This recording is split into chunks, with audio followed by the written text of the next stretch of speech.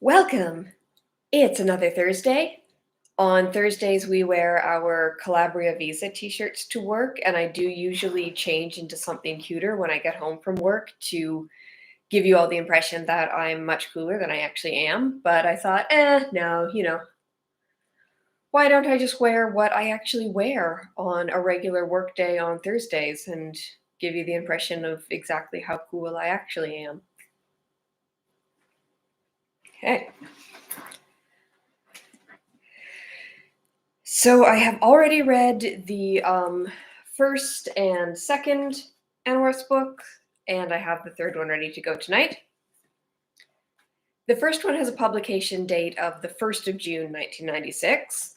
The second one has a publication date of the 6th of June, 1996. So we noticed that the official publication dates are slightly staggered, but it seems like the first two probably would have been available, like actual physical printed paper copies probably hit stores about the same time. Then the third one has a publication date of the 1st of August, 1996. Not that kids had noticed the Animorphs books existed over the summertime, but all three of these would have then been available to order by September of 1996 for the first scholastic book order of the academic season. So yeah, these three, the three I have been reading from, these are all the first editions that were ordered from that first scholastic book order. So they are slightly different. These three just small things like the white instead of the more brightly colored or holographic or metallic outlines, but they are raised so you could feel them. And yeah, I'd say very little difference otherwise in the covers. Like the white lettering is the only way you would recognize that these are those first editions. But then there's a few things, a few small differences in these first three books that get retconned a little bit later. Say very small things. I was actually just reading a few minutes ago in Sierropedia, which is the Animorphs fandom wiki, that these are called Cassus, as in K.A. Applegate screw-ups, because that's what she calls them. Like, there used to be not an Animorphs website, but the Scholastic website had an Animorphs section, and K.A. Applegate would sometimes talk to fans, and when fans noticed these little inconsistencies, she would just say, Cassu. So, yeah, fun things to spot. Are you telling me you have a mojito because you're here and you're ready to listen so I can stop telling you trivia about the Animorphs books? Okay. The first one has, I believe, 180 pages.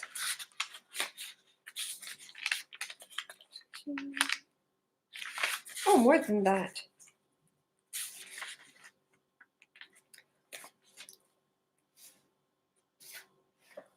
The first book has 184 pages, and the second one, I believe, was quite comparable at 175 pages, yeah.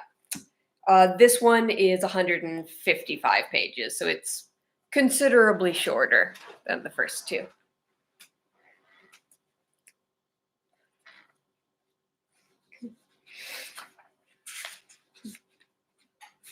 The Encounter for Michael. The author wishes to thank the Raptor Center at the University of Minnesota. Anyone interested in learning more about the Raptor Center and birds of prey in general can contact the Raptor Center through their website, which at the time was www.raptor.cvm.umn.edu. I believe Catherine and Michael were living somewhere within the Twin Cities area of Minneapolis, St. Paul at the time of writing these first three books.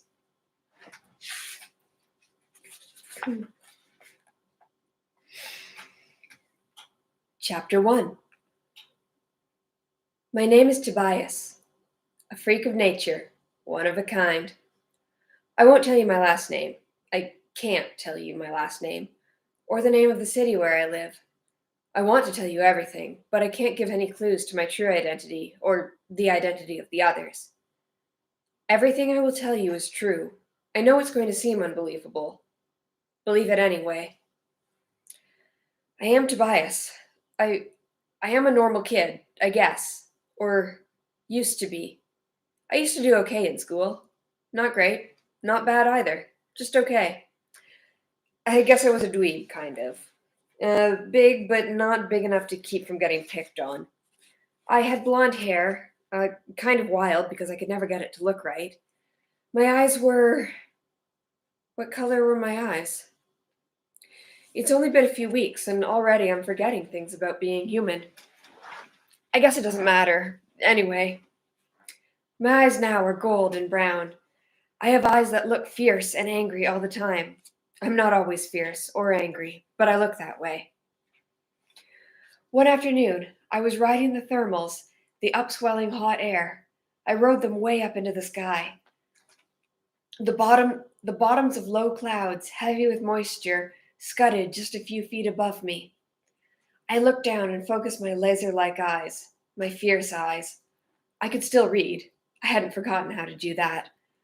I could see the big red and white sign that said, Deal and Dan Hawk's Used Cars. I pressed my wings back, closer to my body, and began to fall. Down, down, down, faster, faster. I fell through the warm, early evening air like a rock, like an artillery shell falling toward its target. All was silent except for the sound of the air rushing over the tops of my wings. The ground came up at me. It came up like it was trying to hit me. I saw the cage. It was no more than 3 feet on each side. In the cage was a hawk, a red tail, like me. The man was close by. I recognized him because I had seen him on his TV commercials. He was Dealin' Dan Hawk. He owned the car dealership. He was the one holding the hawk prisoner. She was a mascot. On the commercials, he called her Price Cut Polly. It made me sick. It made me furious. I saw the camera. There were 3 guys standing around. They would be shooting a live commercial soon. I didn't care. Deal and Dan went to the hawk's cage to feed her. It was locked. It was locked with a bicycle-style combination lock. 4 numbers. I could see them as he turned the combination. 8, 1, 2, 5. I was 200 yards up, plummeting to the earth at 70 miles an hour, but I could see the numbers as he turned them. And the human part of me, Tobias, could remember. He opened the cage and tossed in some food. Then he closed it again and spun the lock. Brilliant lights came on. He was starting the commercial. It would be live on TV all over the area. What I was planning was insane. That's what Marco would have said. It was one of his favorite words, insane. I didn't care. A hawk was in a tiny cage being used as a prop for some low-life car dealer. That wasn't going to go on, not if I could help it. Is it? I screamed.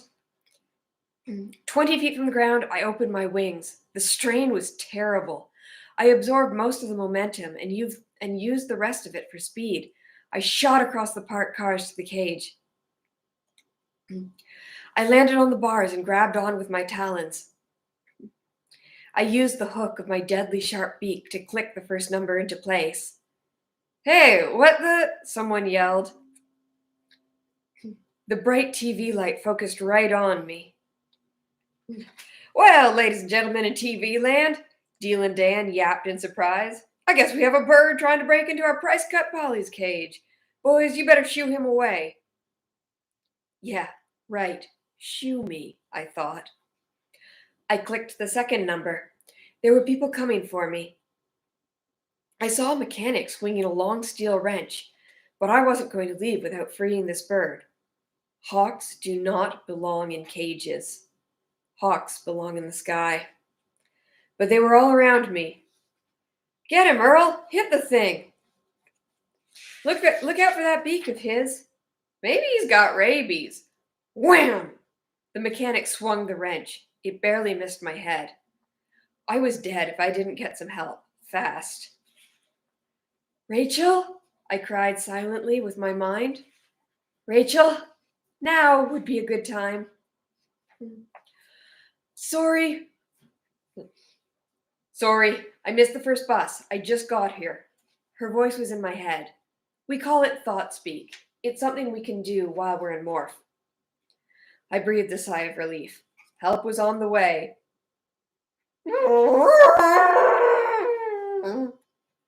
What in the world was... the mechanic cried.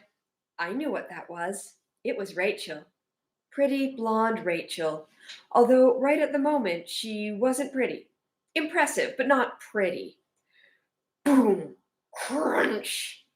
Oh, my lord! Deal Dan gasped. Forget the bird. There's an elephant stomping over the convertibles. I would have smiled if I'd had a mouth. I finished turning the lock. I yanked open the cage door. The hawk was wary. She was a true hawk, with only a hawk's mind and instincts to guide her. But she did know an open path to the sky when she saw one. Out she came, in a rush of gray and brown and white feathers. She didn't know that I had freed her. That kind of a concept was beyond her thinking, and so she felt no gratitude. But she flapped her wings and rose into the air, free.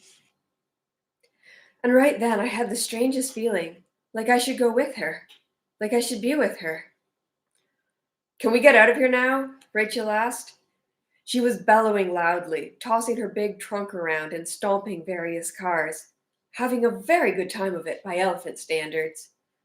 But it was time for us to leave, for Rachel to resume her human form. I looked up again. I saw the sunlight shine through the hawk's red tail. She flew toward the setting sun.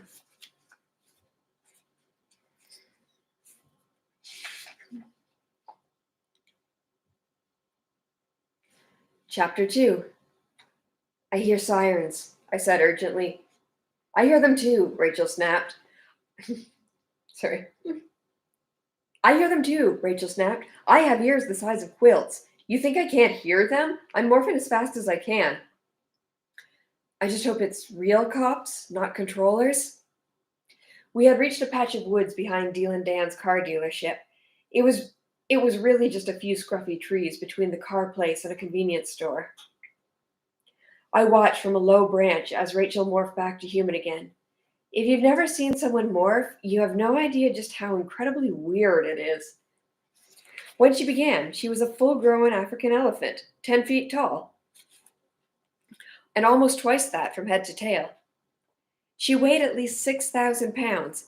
I say at least because we've never exactly tried to stick her on the bathroom scale. She had 2 curved tusks, each about as long as a child, and a trunk that dragged on the ground when she walked and could pick up a big, slashing, yelling, dangerously angry Hork-Bajir warrior and throw him 20 feet. I'd seen her do it. Tobias, you could have at least waited until he was done broadcasting that commercial. Thousands of people saw that on TV. Thousands! Most people will figure it was some kind of a stunt or a trick, I said. Most people, maybe, but not controllers. Any controller who happened to be watching will guess right away that we were not just animals. Controllers. There's a word you need to know. A controller is anyone with a yerk in his head. Yerks are alien parasites. They are evil little slugs who live in the bodies of other species and enslave them. All the Hork-Bajir are controllers, so are the taxons. So are more and more humans. Human controllers. As I watched, Rachel began to shrink. The ropey tail was sucked up like a piece of spaghetti. Her trunk grew smaller. Blonde hair began to sprout from her massive gray forehead. Her, her eyes wandered across her face, back toward the middle. The vast, leathery ears became pink and small and perfectly formed. The others are going to ream us out for this one big time, aren't they? I said. Oh, yes, I think we can count on that. It was my idea. I'll take the blame. Oh, shut up, Tobias. Stop being all noble. Besides, it was amazing fun stomping those cars. She was small enough now that she could stand on her hind legs. As she did, her front legs grew smooth and human. Her back legs lost their clunkiness and became her own long, coltish legs. Her morphing clothes, a skin-tight black leotard, emerged. The tusks swooped back into her mouth and divided into sparkling teeth. She was a very pretty girl, beautiful even, except that she still had a 2-foot-long gray nose. At last, the trunk seemed to roll up and become a regular nose. She was a girl again, barefoot because no one had figured out how to morph shoes. Her mouth was back to normal. She spoke in her normal voice, no longer in my head. Thought speech only works for morphs. Okay, I'm back. Let's bail. The siren sounds were coming ever closer. Head for the convenience store. I'll go up and look around. I hope they have some flip-flops for sale in there, Rachel grumbled. This shoe situation is a pain. The elephant was gone. The girl had emerged. See, I told you it would be hard to believe. It began at a deserted construction site when we found the crashed spaceship of an Andalite prince. He was the last surviving Andalite in our solar system. He and his fellow Andalites had fought a great battle to drive away the Yeerk mothership. They had fought and lost. And now the Yeerks are among us, and they are now trying to enslave the human race.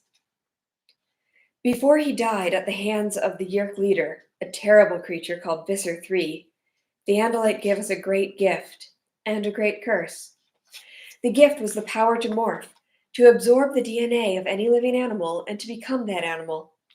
Never before had anyone but the Andalites themselves been given the power to morph. It meant a life of secrets, of terrible danger. The Yeerks think we're a small band of escaped Andalites. They know that morphs had attacked their Yeerk pool. They know that morphs had even infiltrated the home of one of their most important controllers, Chapman. But they don't know that we're actually just 5 normal human kids who'd been walking home from the mall one night. Visser-3 wants us caught or dead. Visser-3 usually gets what he wants.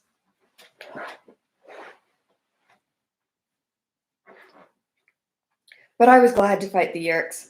Maybe I just had less to lose than the others, or maybe something about the lonely, defeated, yet courageous Andalite prince had touched me so deeply that I could never regret fighting to settle the score for him. But there has been a price to pay. You see, there is a time limit on the power to morph. You must never remain in a morph for more than 2 hours. If you do, you're trapped. Forever. And that is the curse of the Andalite's gift. And that is why, when Rachel returned to her human body, I didn't. It would take Rachel a while to get home on the bus. I traveled a little faster, so I had time I could waste. The sun was setting, and in my mind, I could still picture the freed hawk heading into the sun. I hoped she had found a nice patch of forest to spend the night. That's what a red-tail likes. A nice tree branch with a clear view of a meadow, full of little mice and rats and shrews and voles as they scurry below. That's how they hunt. I headed toward the tall buildings of downtown. I caught a beautiful thermal that billowed up the face of some skyscrapers. A thermal is like a big bubble of warm air. It rises beneath your wings and makes it effortless to just go soaring up and up. I caught the thermal and went shooting up the side of a skyscraper like I was riding an elevator. A lot of the offices were empty since it was a Saturday. But around the 60th floor, I saw an old man looking out the window. Maybe he was some big, important businessman. I don't know. But when he saw me, he smiled. He watched me soar up and away, and I knew he was jealous. I was half a mile up when I finally turned away from the sun and headed toward Rachel's house. The sun was going down, the moon just peeked over the rim of the world. Then I felt, I don't know how to describe it. It was in the air above me, huge, vast, bigger than any jet. I looked up, but there was nothing there. And yet, I felt it in my heart. I knew it was up there, coming toward me, but perhaps a mile higher than me. I focused all the power of my hawk's eyesight on the sky. A ripple. That's what it was, a ripple. Like the ripple you make throwing a stone into a calm pond. The faint twilight star. Pardon me?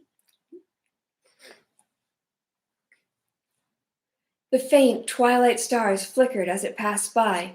The sun's light was bent, and for just a split second, I was sure I could see something. But no, it was gone.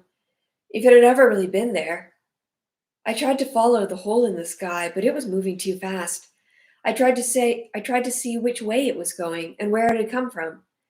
It seemed to be moving away from the mountains and picking up speed, but I lost it over the suburbs as it accelerated away.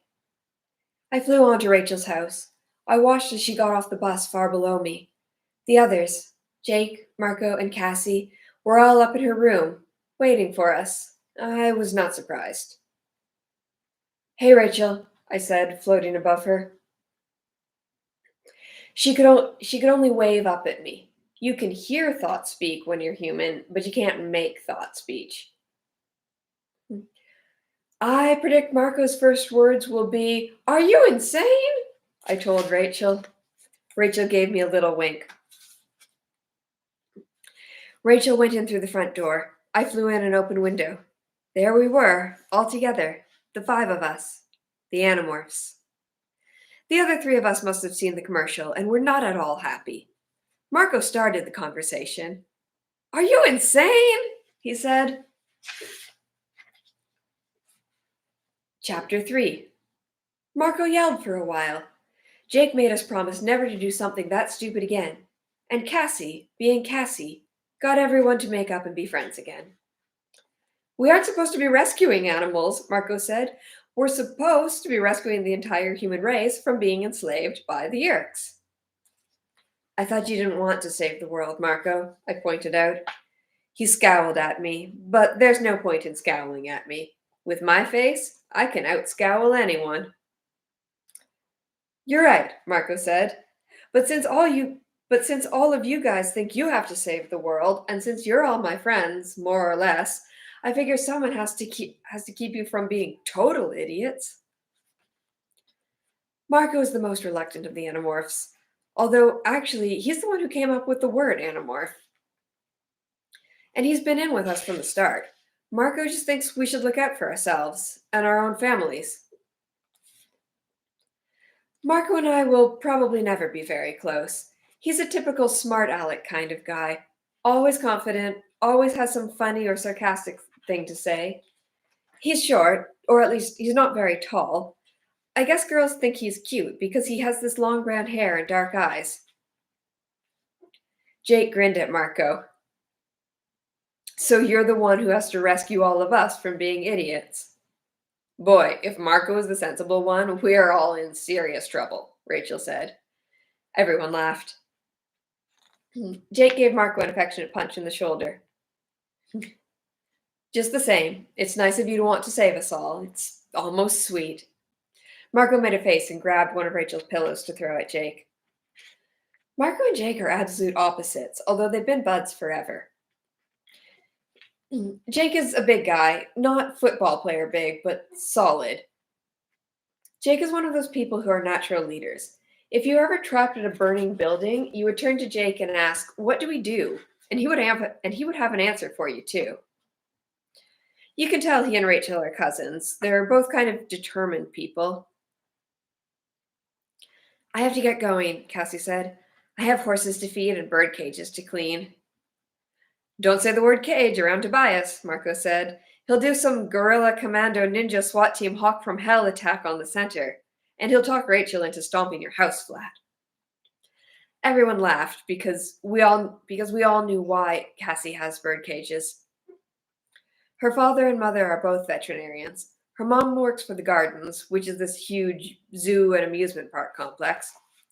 Her dad runs the Wildlife Rehabilitation Center in the barn on their family farm. The center takes in wild animals that are sick or hurt and cares for them. The cages Cassie had to get home to clean were filled with sparrows with broken wings, and eagles who'd been shot, and seagulls who'd gotten tangled in trash. Cassie is our expert on animals. She also gets us access to she also gets us access to animals to morph. She's a gentle person. She can also morph better than any of us.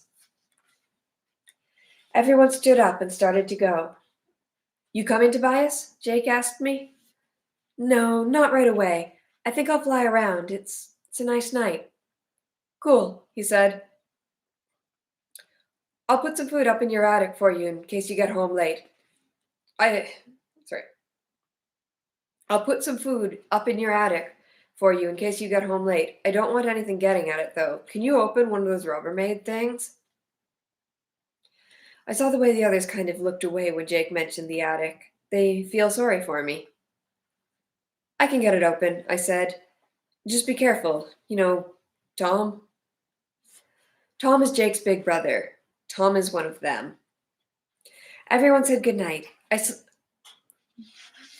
saw Cassie and Jake touch their hands together in a way that could almost have been accidental. Then they were all gone, all but me and Rachel. I don't like thinking of you living in a cold attic, Rachel said. I'm okay, I said. I wondered if I should tell her what I had seen. The darkness within darkness, the hole in the sky. But the truth was, even I didn't know what it was. It would just worry her, and she worried about me too much. Good night, I said. Yeah, take care of yourself, Tobias. I flew out through her window into the night. Rachel's sad eyes seemed to follow me. I hated the way they all felt sorry for me. All they could see was that I was not what I used to be. All they saw was that I had no home. But they didn't really understand. I hadn't had a real home since my parents died. I was used to being alone. And I had the sky.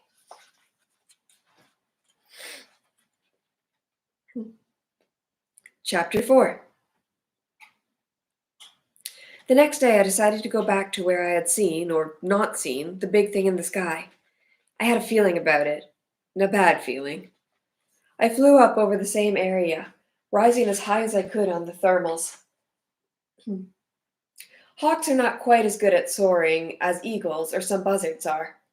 Man, you should see the way a turkey buzzard can work those thermals. Awesome. And actually, the red-tailed hawk in my head would be just as happy perched patiently on the branch of a tree, waiting to see its next meal go scurrying past. But I didn't eat like a hawk. I ate food that Jake gave me. I didn't hunt. Although sometimes the urge to hunt was pretty strong. I could just hear Marco making some smart crack about me eating mice, or roadkill. When you're Animorph, it's hard to resist the animal's instincts. Jake found that out when he became a lizard. He glomped down a live spider before he got control of the lizard's instincts. I hadn't done that. Yet. I was afraid if I did it once, I'd never be able to stop. I soared high above the city, over the area I'd been through the day before, but nothing moved in the air above me. Then it occurred to me. Whatever it was, maybe it only happened at certain times of day. It had been almost sunset when I felt its presence last. I decided to come back around sunset, which meant I had the whole day ahead of me with nothing special to do. This did not make me happy. See, the fact is, a hawk spends almost all of its time hunting food. And for me, Tobias, when I hadn't been in school, I used to spend most of my free time watching TV, hanging out at the mall, doing homework, reading, all things it was difficult for me to do now. I missed school. Even though I had constantly been picked on by bullies, I didn't really miss my home, though. See, when my parents died, there was no one who really wanted me. I ended up getting shunted back and forth between an uncle here and an aunt across the country. Neither of them really cared about me. I don't think they even missed me. I had arranged for Jake to leave a message with my uncle. We told him I had gone to stay with my aunt. Each of them, my uncle and my aunt, thought I was staying with the other. I had no idea how long that trick would hold up before one of them figured out I wasn't in either place. I guess when they do realize it, they'll call the cops and report me as a runaway. Or maybe they won't. Maybe they won't even bother. So, what was I going to do with my day? I'd been floating up here in the high air, just below the clouds, for a couple of hours. It was time to give it up and try again another time. I tilted my wings and adjusted my tail, turning toward Rachel's house. Maybe she would be hanging around the house. Maybe she would be hanging around the house, bored. Then it happened. A mile or more above me, the ripple passed through the air. An emptiness, a hole where no hole could be. I reacted instantly. I had to get closer. I flapped until my chest and shoulders were sore, but it was moving too fast and it was too high. It pulled away from me, a wave of air, a rippling of the fabric of the sky. It was moving in a different direction, though. It was moving toward the mountains. Then, a flight of geese on the move in a tight V formation. There were maybe a dozen of the big, determined geese, moving along at an amazing rate, powering their way through the air like they always do. Geese always seem to be on a mission. Like, get out of our way, we're geese and we're coming through. Is that my impression of geese? Get out of our way, we're geese, we're coming through. Oh! Okay. The geese were aimed straight for the disturbance.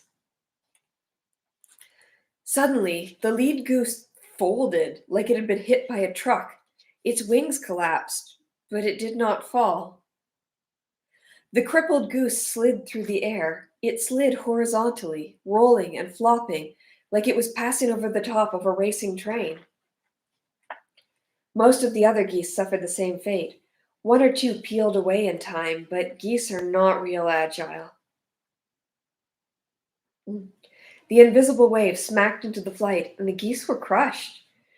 They were rolling and sliding along some unseen but solid surface. And everywhere the geese hit, I could catch little glimpses of steel gray metal.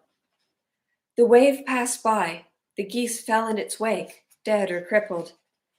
It flew on, unconcerned. But then, why should the Yerks care about a handful of geese? And that's what they were, I was certain. Yerks. What I had seen, or not quite seen, was a Yerk ship.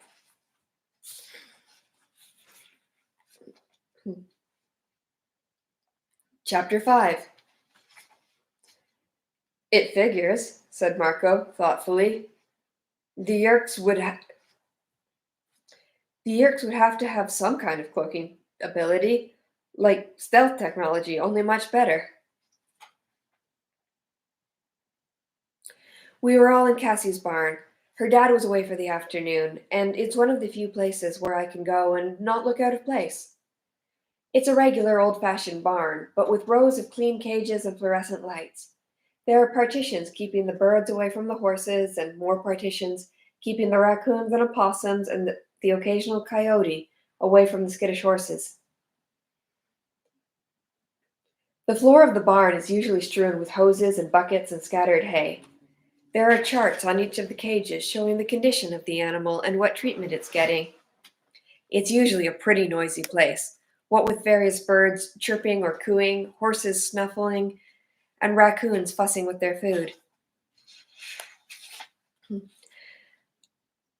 I looked over a little nervously at a pair of wolves, one male, one female. One had been shot. The other had eaten poison left out by a farmer. Wolves were new in the area.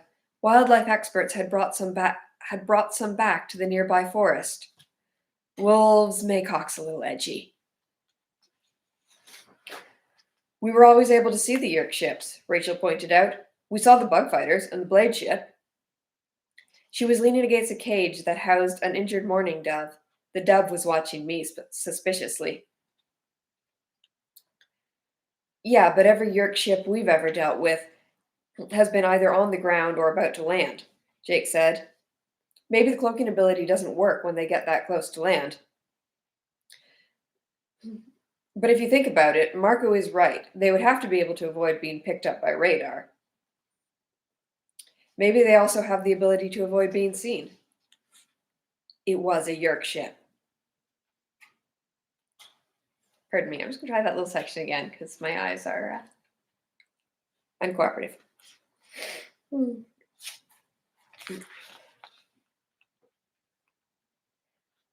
Yeah, but every Yerk ship we've ever dealt with has either been on the ground or about to land on it, Jake said. Maybe the cloaking ability doesn't work when they're preparing to land. But if you think about it, Marco is right. They would have to be able to avoid being picked up by radar, so maybe they have the ability to avoid being seen at all. It was a Yerk ship, I said flatly. How can you be so sure? Cassie asked. She was working as we talked, cleaning an empty cage with a brush and a bucket of sudsy water.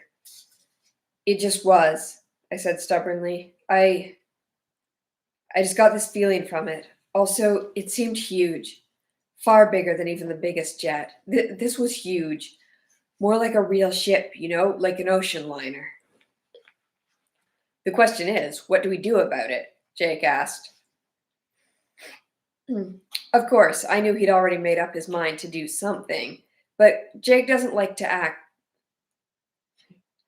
Of course, I knew he'd already made up his mind to do something, but Jake doesn't like to act like the one in charge, even though that's how I think of him. He lets everyone have their say first. I want to find out what it's doing, I said. The first time, I had the feeling it was heading away from the mountains. The second time, it was doing just the opposite. It was flying too low to make it over the mountains, so I'm guessing it was doing something in the mountains. Rachel nodded. That makes sense. Marco rolled his eyes. The mountains? Have you suburb dwellers ever been to the mountains? We're talking about a large... Sorry. The mountains? Have you suburb dwellers ever been to the mountains? We're talking about a large area.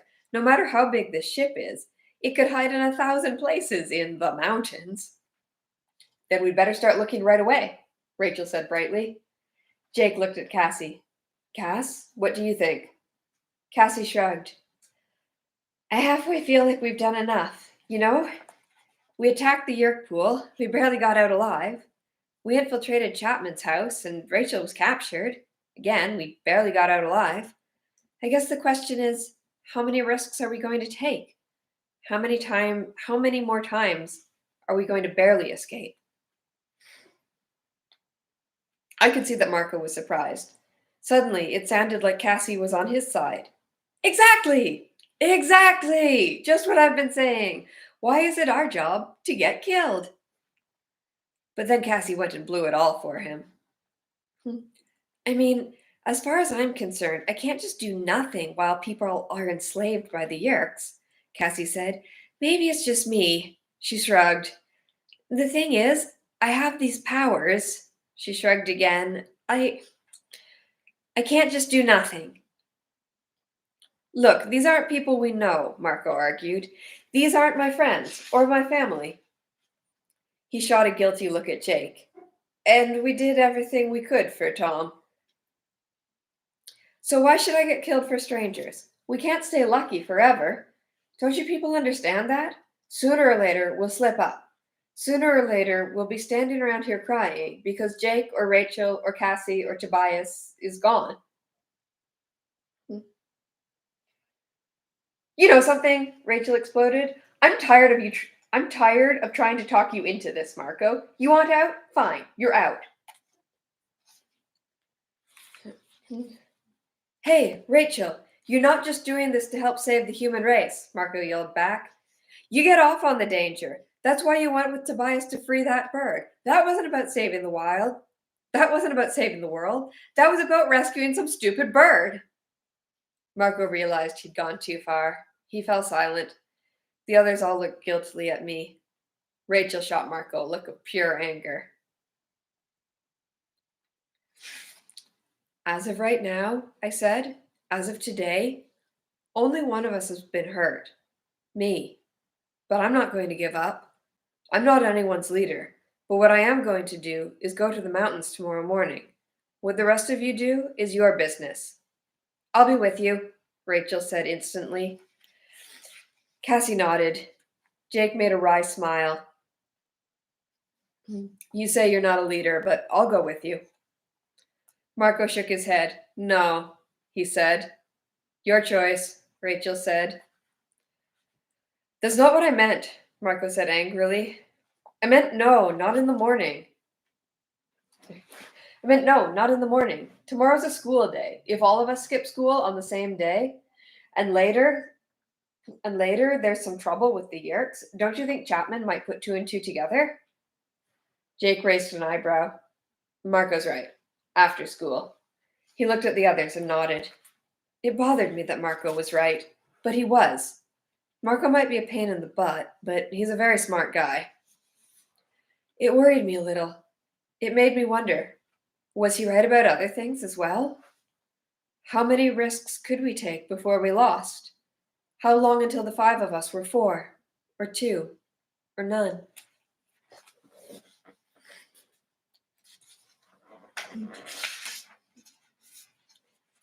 Chapter 6. Jake had a peregrine falcon morph we'd used before. Marco and Cassie had morphed ospreys. Rachel had been a bald eagle. So we all should have been able to fly up to the mountains. But there are a million bird watchers in this country. There are millions of bird watchers in this country. They're very cool people because they'd never heard a bird. They don't hunt. They just get pleasure out of watching birds fly or nest. Bird watchers would think it was very, very weird if they saw a red-tailed hawk, a bald eagle, a falcon, and two ospreys all flying together as if they were on a mission. And some of those gentle bird watchers might be not so gentle controllers. Bird watchers, Marco snorted as he tramped over the carpet of pine needles deeper into the woods. We could fly, but no, we have to walk, 20 miles probably. Cassie's farm has a lot of open grass areas, and it borders on a national forest. The national forest goes on forever. It stretches from the edge of town all the way up into the mountains. It's all pines and oaks and elms and birches.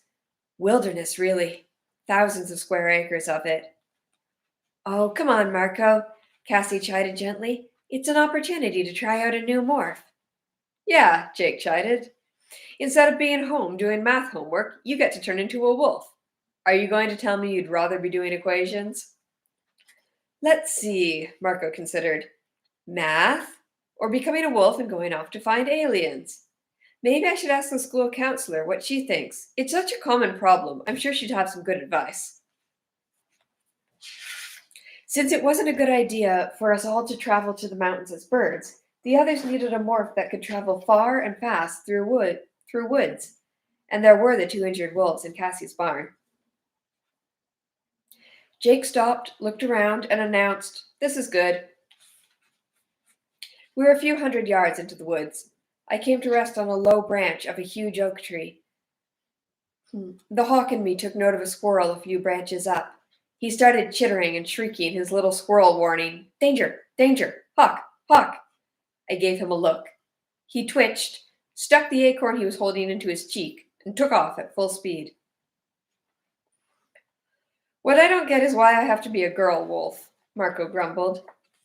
We had one male and one female, Cassie explained for the 10th time. If two of us morphed into the male, we'd have two males. Two male wolves might decide they had to fight for dominance. I could control it, Marco said. Marco, you and Jake already fight for dominance, and you're just ordinary guys, Rachel pointed out. She's right, Cassie said sadly. I'm afraid your primitive male behavior might slow us down. Hey, when I morphed into a gorilla, I handled that gorilla brain okay, didn't I? Marco demanded. Sure, Marco, Rachel said. She batted her eyes. But that was different. You and the gorilla were already so much alike. Cassie and Rachel gave each other discreet high fives. Hugely funny, Marco said. We flipped a coin fair and square, Jake said. I got to be the male, you're one of the females. Get over it. Let me see that coin again, Marco said suspiciously. Jake just smiled. Let's just do this, Cassie. You want to go first to see what it's like? We had learned from hard experience that morphine can be extremely disturbing. Jake had morphed into a lizard and been almost overpowered by the animal's fearful brain. The same had happened to Rachel when she'd morphed into a shrew. She still had nightmares about the shrew experience. Its fear, and worse, its hunger for bugs and rotting flesh. On the other hand, Jake had morphed into a flea, and according to him, it was kind of a big nothing. Like being trapped inside a very old, very bad video game where you could barely see anything. The flea brain had been too simple to make trouble. Okay, I'll let you know. Cassie closed her eyes and concentrated. Then she opened them again. Wait, let me get down to my morph suit first. I don't want to get tangled up in my own clothing. She removed everything but a leotard, kicked off her shoes, and stood barefoot on the pine needles. The first change was her hair. It went from very short black to shaggy silver in just a few seconds. It traveled down from her head, down her neck, over her shoulders, around her neck, long, shaggy fur. Then her nose bulged out. I shuddered. You never really get used to seeing people morph. It is something straight out of a nightmare. Even though Cassie seems to have some kind of talent for it, she's never quite as gross as the others. I guess it's just because she's so close to so many animals. Maybe she just has a special feel for them. Still, as the wolf snout began to push out from her face, it was not a pleasant sight. Her ears grew furry and pointed. Then they slid straight up the side of her head till they almost touched on top. Her eyes went from brown black to golden brown. All over her body, the fur replaced even the bright pinks and greens of her leotard. A tail suddenly shot out from behind. I could hear the grinding of her bones as they rearranged. Her upper arms shortened, her lower arms grew longer. Fingers shriveled and disappeared, leaving behind only stubby black nails. There was a sickening crunch as her knees reversed direction. Her legs shrank and thinned and grew fur. Suddenly, she fell forward, no longer able to stand erect. It had all taken about 2 minutes. Cassie was now a wolf. How is it? Jake asked. Cassie jerked suddenly at the sound of his voice and spun around to face him. She bared her teeth and snarled a warning that would have made a taxon back up. She had very impressive teeth. Let's all stand really still, Jake said. Good idea, Marco agreed. Really, really still, because those are really, really big teeth. Everyone stood motionless. They had all been through similar experiences. We knew what was happening. Inside the wolf's head, Cassie was fighting to gain control of the wolf's wild animal instincts. Sorry, she thought spoke at last. I have it now. Are you sure? Rachel asked warily. Yes, it's fine. I'm fine. In fact, it's really kind of wonderful. The sense of hearing, wow. And my nose. Oh, that's incredible. I've never morphed an animal with such a strong sense of smell. Then I'm extra glad I put on deodorant, Marco joked. Who had bacon for breakfast? Cassie turned her wolf head this way and that. Rachel? Bacon? I thought you were going to go vegetarian. Marco laughed. Marco laughed at the guilty look on Rachel's face. Ooh, busted by Cassie the Wonder Nose. Let's get busy, Jake said. The 2-hour clock is running now. Tick-tock. One by one, they each stole a glance at me. I'm the handy reminder of what happens if you stay in a morph for too long. I think I might stop there because I am running out of battery charge. So, yeah, let's call it a Thursday evening and I will continue next week. Good night.